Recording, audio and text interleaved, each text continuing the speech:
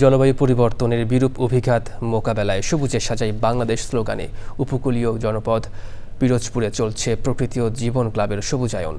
প্রাকৃতিক দেয়াল বিনির্মাণের অভিযাত্রার সহযাত্রী mobile network operator Banglalink.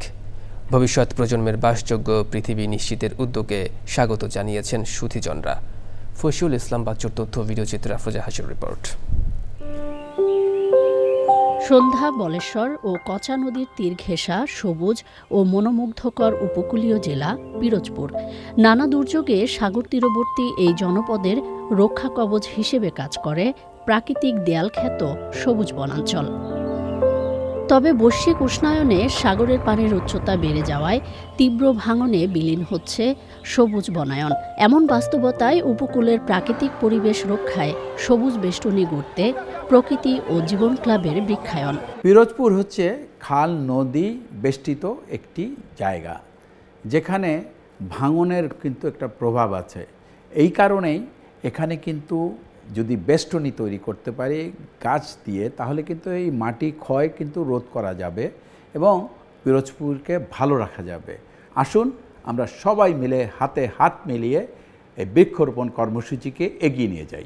বাংলালিংকের সহায়তায় জেলার বিভিন্ন শিক্ষা প্রতিষ্ঠান, মাদ্রাসা ও এতিমখানার শিক্ষার্থীদের হাতে তুলে দেওয়া হয় নানা জাতের বিরল দেশীয় গাছের চারা।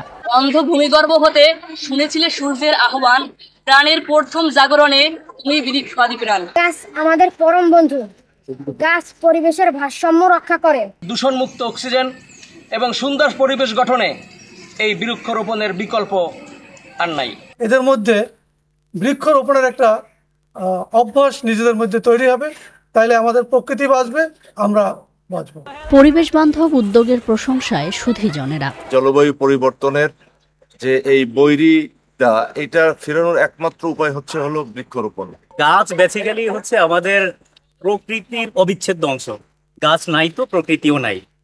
এই কার্যক্রমের অংশী হতে পেরে বাংলালিংকের পক্ষ থেকে আমি অত্যন্ত আনন্দিত। ছোট ছোট শিক্ষার্থীদেরকে গাছ দেওয়া হয়েছে, এর মাধ্যমে তাদেরকে গাছের যত্ন, একেবারে শুরু থেকে একটা গাছ রোপণ করে সেই গাছের যত্ন প্রক্রিয়াকে আমরা সাধুবাদ জানাই।